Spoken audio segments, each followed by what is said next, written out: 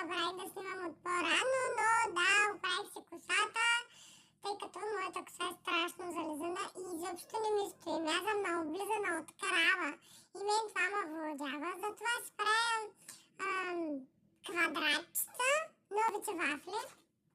Поне не бейсик вафлите от 2000-та година преслава. И седи малко по-така. Гримирах се, сложих си любимата си спиралка на Essence. И сега ще се я покажа. Всичко вече почти ми е направено.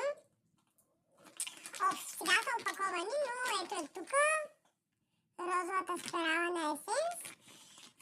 Червилата са ми на Maybelline.